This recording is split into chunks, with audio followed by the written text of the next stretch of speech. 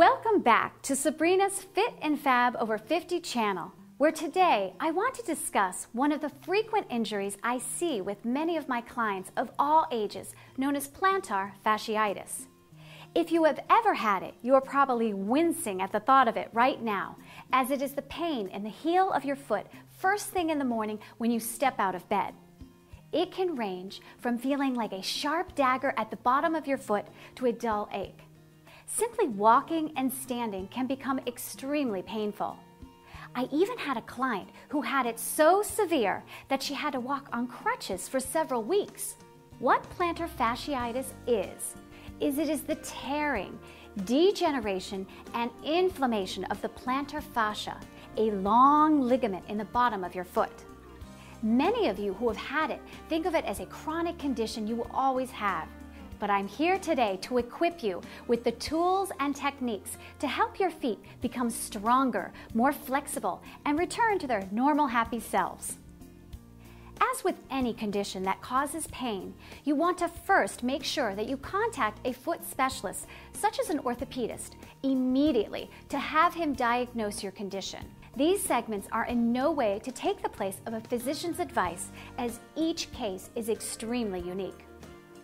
The causes of plantar fasciitis range from an abnormal motion in the feet to overpronation, which is a rolling inward of the ankle towards the floor, in combination with unsupportive shoes and overuse, which can then start microscopic tears in the fascia and start the process. Common therapies include icing, stretching, weight loss, supportive shoes, taping, orthotics, and night splints. At the first sign of pain, think RICE, which stands for rest, ice, compression, and elevation. Besides resting the feet from extreme exercises that require jumping and pounding, the top 3 remedies I'm going to focus on today to help alleviate the symptoms of plantar fasciitis are icing the sore feet, stretching using specific massage tools, and strengthening the muscles of the foot. One thing you need to be aware of that you can control is just losing weight if needed, as this puts excess stress on the tendons and ligaments at the bottom of the feet. If there are alignment issues in the foot, wearing supportive footwear or orthotics can be very helpful when appropriate. The first most immediate thing you can do to help provide relief from pain is icing. A great technique is to sit comfortably in a chair like this and then massage the bottom of the foot over a frozen water bottle for 15 minutes, twice a day. This will greatly reduce inflammation, bring relief from discomfort, and help gently massage the bottom of the foot. Another very helpful device for many of my clients is using a textured massage ball like this one on the bottom of the foot first thing in the morning for 5 minutes or so to relieve any tension and any adhesions. Adhesions are the scar tissue on the bottom of the foot, which can also lead to discomfort. Think of it as a mini masseuse for your feet, getting into those tight spots only a textured ball like this one can reach. There is even an entire science dedicated to healing the body through specific pressure points and energy pathways in the feet known as reflexology. I now want to address the importance of stretching. This, in my opinion, is one of the most important treatments and should be performed even before stepping out of bed.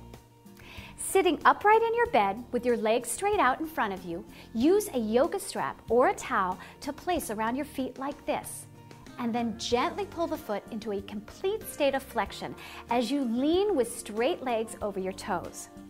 During sleep, the foot can relax and the calf muscles tighten, causing more pain to the bottom of the foot. Tight calf muscles can also lead to the heel coming off the floor too early, which places excess stress on the fascia, causing tearing, inflammation, and pain.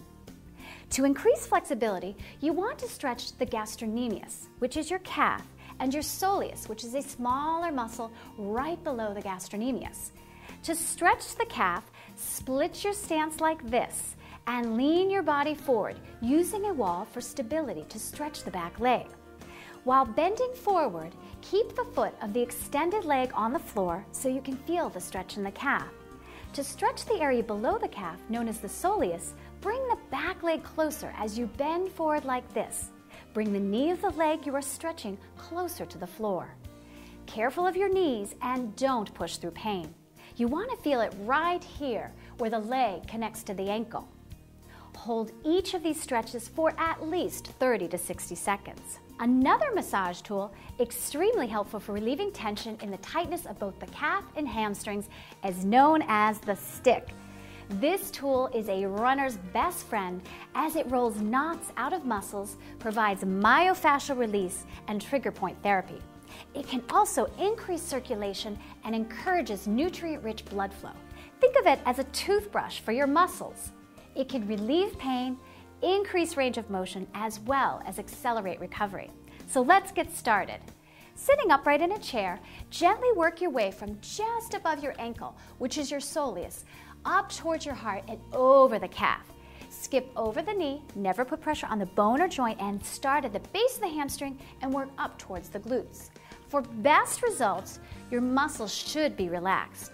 Start with about 20 deep passes or 30 seconds.